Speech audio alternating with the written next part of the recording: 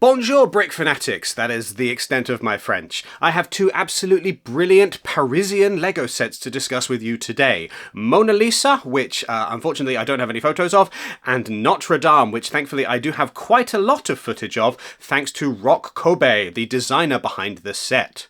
Last year we had the wonderful opportunity to speak with Roch about Notre-Dame and his wonderful, spectacular, brilliant, absolutely gorgeous recreation of this iconic landmark. Roch explained to us that the LEGO Group has done something slightly different with Notre-Dame compared with other architecture sets. And I'm not just speaking about the architecture theme, but sets based on real-world architecture in general. So things like the Colosseum and the Eiffel Tower that aren't strictly LEGO architecture theme sets, but still are based on architecture. Notre-Dame does something different. Instead of building the model in the most, well, I won't say logical manner possible, starting at the bottom and working your way up, you build Notre-Dame as it was built historically. The first chunk of it, then the next chunk of it, then the next chunk of it. And as you go through the build, you slowly learn about the process of the actual construction of the real Notre-Dame. I think this is an absolutely fascinating idea. You'll have to hold off on my thoughts on how well it worked for the review for the set, which is coming tomorrow. But first, here is Roch himself, the designer of the set, introducing the set to a room filled with excited LEGO fan media. Get ready for some oohs and ahs. After which, we had the opportunity to sit down for a one-on-one discussion with Roch, where he gave us a more personal tour of the set. Take it away, Roch. Lovely to be here. Nice to see so many familiar faces. My name's Roch. I've been designer on the LEGO architecture line since 2011. As you might know, the last time I was in front of you was presenting the Eiffel Tower, where some of you were definitely here, I remember. So I was, at that point in time, I thought that was like the pinnacle of my work with LEGO. What could I present to you guys that would be able to come close to that, right? That was at least how I felt at that time. With the model that's here, I mean, I'm being totally honest, it's my best work so far. I'm really glad at how it turned out, how we were able to include everything that I wanted. So it's, in my eyes, the nicest model so far. So hope I've built a bit of a suspension up. But now, without further ado, so I believe this building needs no introduction. Synonymous with Paris, and at the same time, you could quite easily display it with the Eiffel Tower as well, because it's quite close in scale. So it's one of the most detailed models that we've ever did in such scale. Why did I bring two of them along? Well, because this one, it's not only about the finished display model, it's about the building experience itself. I've tried to capture how the original Notre-Dame was being built. You know, how they laid the first stone, how they start building the back, building the chevet, building the choir, so that they could cut it off in time, so that this could be put in service while the rest of the cathedral is being built. So it's not a layered LEGO model. You don't build it like a cake, but you're actually following the building of the original cathedral, and that's pointed out in the building instructions. Like every back represents a period in time. So you start all the way back in 1163 and then continue into the present, because you know this building is its history. It's amazing. And I'm hoping while building it, you won't rush through it, but you'll actually take the time to do some research that will kindly already point you in the right direction with the BI, but there's so much more to be known about this great work of art, so that you can actually see and experience how it is. And as you can see, and this is just a random stop on the way, it never feels like an unfinished LEGO model. I'd like to think that you're on a construction site, but that you already, you're having things in place. So there are no so-called filler Lego elements. Everything corresponds to the original structure, as far as it can, of course, in such a scale. The roof, the sides of the main apse are supported by the flying buttresses, right? So you got the lower ones to support the lower part, the taller ones to support the upper story. And just like on the real one, they're also being put to use to drain the water that goes through the buttress itself and comes out of the gargoyle on the end. So it spills out over to the pavement, so it doesn't erode the foundations of the building. We have 3 rose windows, which were being abstracted, so they are all the same design. And the magnificent part, in my opinion, is when you have the end product, hopefully you'll get to do that, is actually to peek through the open doors. So you get a bit of the experience of the awe that such a structure is meant to convey. Roof is removable so that you can look inside. And the supports are actually following the vaults that are in the building itself. So there's an approximation of the number of the columns, but everything on the outside corresponds to the real structure. So this is the actual number of buttresses. This is the actual number of gargoyles, of the details, of the spires. And on the inside, there's also vaulting where it's supposed to be. And from the abstraction of the wooden construction of the roof through the abstraction of the stone construction of the vaults, everything's there. So I hope you'll get to build this one, I truly do. A lot of things have to come together, but I believe that it couldn't have been done at a better time and with the better elements that we have right now, because it truly enables it to shine as a Lego model. So everything came together quite perfectly for this one, I have to say. I was quite lucky. Notre-Dame isn't associated with its function as much as where it's at and what it represents. So it's far more than what it's being put to use in its parts. I mean, the amount of people visiting it, admiring it, for all of the details that you'll be able to put together is staggering. And I mean, I would love to bring my kids over there as well. I was lucky enough to have been there myself when I was a kid. I was actually there twice.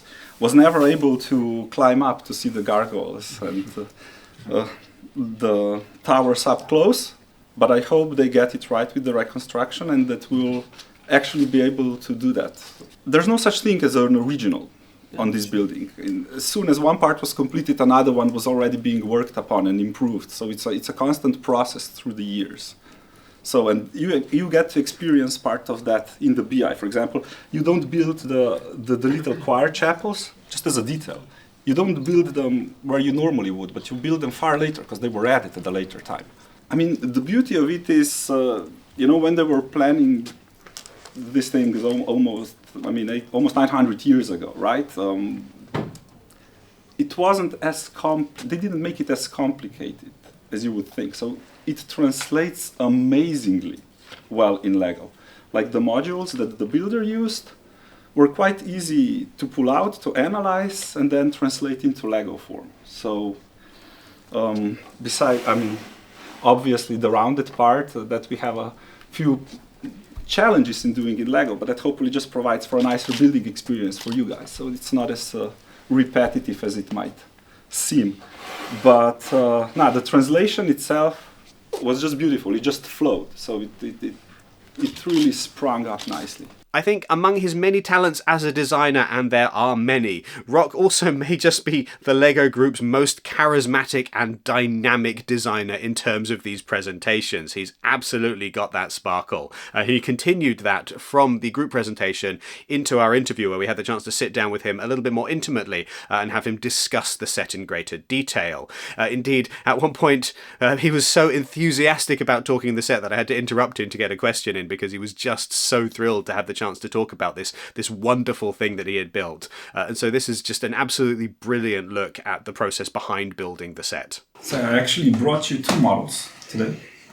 A final copy, which will have everything that you see as a sticker now will be a print, so there's no stickers in the end. Of course, we're very early in the development process, so you don't see a complete model, but this one already has the final colors, because we're introducing a new color to the LEGO portfolio. I don't know if you've seen it, but instead of what is now already old, the transparent brown, we now have a truly grayscale transparent. So the windows are done by the new transparent black color.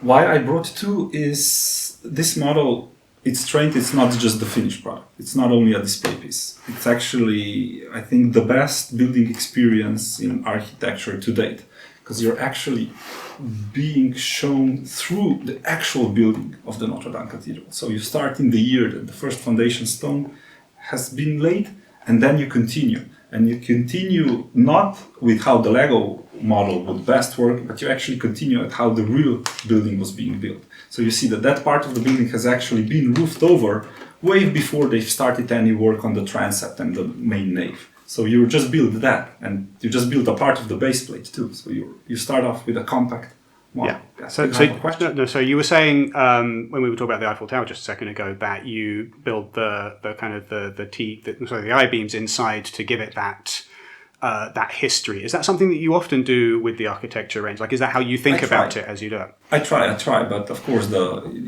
sometimes you're scale dependent, price point dependent. There's so many things that we would like to convey, but you have to compromise, right? I mean, in order to do one detail, you have to leave out three others in building in such a small scale.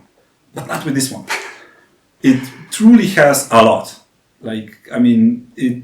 I never had to compromise in the development process of this one. I didn't have to compromise. I didn't have to start taking things away or choose what to put in or what not to put in.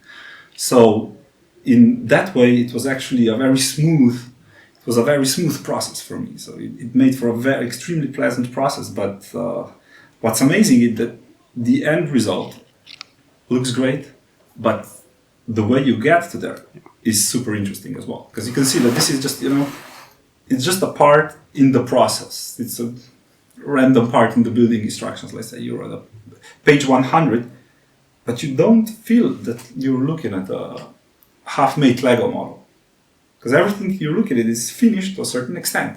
There's no beams sticking out that will fit something. No, you actually have all the columns onto which the arches will come that will create the next level, the next story of the cathedral. Did this involve more communication with the team that do the manuals and the building of the instructions than usual? Yes.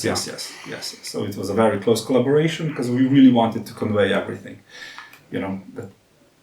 Because it would have been easy to build certain things differently. But we really tried to stay true to how the original was being built. Because in the reality, they put the roof on, to prevent the water from falling down, and they would build then the stone walls and so forth. So this is all explained in the BI, and I'm hoping that people will build it in such a way that they'll actually, pause, read about it, and then hopefully explore by themselves, because it will open up an amazing world. Because this building has been through a lot. It's almost 900 years of history. It has experienced amazing things. It was on the brink of destruction more than once. It has fallen into complete disrepair. It was renamed. It was a temple of reason during the French Revolution, and then was slated for demolition. But then it was glorified in Victor Hugo's novel, and it has its ups and downs. And I'm hoping that people will get to know more about that during the build, because then it elevates both the experience that you'll have while building it and the Lego model. You'll know why this is there. For example, here you have the statues, right? And okay, so it's statues. So what are the statues? And then, okay, it's the 12 apostles. But why is one of them turned the other way? Oh, because it's actually, one of the apostles has the likeness of Viollet Ledoux, the architect that did the major restoration in the 1850s. So, they've added the spire, they've added all the details. But he's turned, so it's actually his likeness, it's a great story, It's how they added meaning to it. So it's him as the likeness as one of the apostles, and he's looking towards the spire. The rest are looking over the city because they belong to the city and they're taking care of the city, but he's looking towards the cathedral, looking at what he did. And it's a great story, it's a great addition, you all of a sudden learn much more about the architect that actually designed it, that did all the restorations, that you know, at that point in time did a lot of, you know, because he demolished the spire, made a taller one, did all the spires here, the tabernacles here, you know. But you're adding all of this late in the process. You know, there'll be a point in time when you'll have the cathedral how it was without this. And you're adding them on. You're not building them at the same time that you build the roof. So what was it like doing the research for that kind of thing? Yeah, very rewarding. Super rewarding, right? You had no idea, you know, because I've been there twice, but still, you know, you read 2 pages in the tour guide, and that's not nearly it. Now I've read books about it. You know, I've seen everything that there is to see. I mean, not nearly everything, but a lot of documentaries on it, explanations, like the sheer audacity of people building it, you know, because they, you know, imagine they were building 13 meters stone spans, you know, with hand tools. Brilliant, right? It's amazing. And I'm hoping that some of that gets transferred into the Lego model. Because, you know, people building it, like, they knew well that they'll never see it finished. Imagine, you know, you're building something that they're not building for themselves. They were basically building it for us. They're building it for later generations to enjoy and admire, right? It's a really selfless gesture, and they've dedicated their whole lives to it, you know, so that we can now enjoy it properly. So we owe them at least as much that we actually take some time, take some effort to actually see all the challenges that they had to overcome in order to make such a thing stand. You know, so that's super fascinating, right? And yeah. I'm hoping that Lego model helps in that respect, you know, because we've seen now with the fire that, like, it was a worldwide outpouring for support, because it belongs to the world. It's you know, it's one of the pinnacles of human achievement. You know, it's their journey to the moon at that time.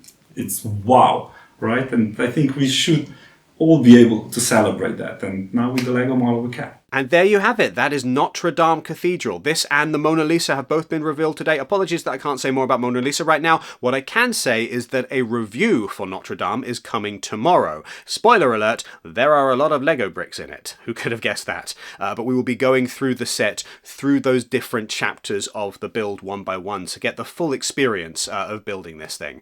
Make sure that in order to see that, you subscribe to this video, hit the notification bell so that you are the first to be aware when the review drops. Make sure that you also do the rest of the YouTube thing, so give this video a like and leave a comment down below letting us know your thoughts on Notre-Dame. Make sure, by the way, that if you are making a Lego.com purchase in the near future, either Notre-Dame or Mona Lisa or something entirely different, that you use the affiliate link, which is in the description, or the QR code that is currently on screen to take you straight to the Lego website. Doing so just gives us a little bit of the percentage of that sale. It doesn't cost you anything extra, but helps to keep the lights on here at Brick Fanatics. Make sure that you also go to brickfanatics.com for all of your Lego news, where there absolutely will be pictures of Mona Lisa by the time that this video has gone live, and make sure that you sign up to our newsletter so that you never miss anything Lego related ever again. Thank you very much for watching, and merci and bonne nuit if you're watching at night time.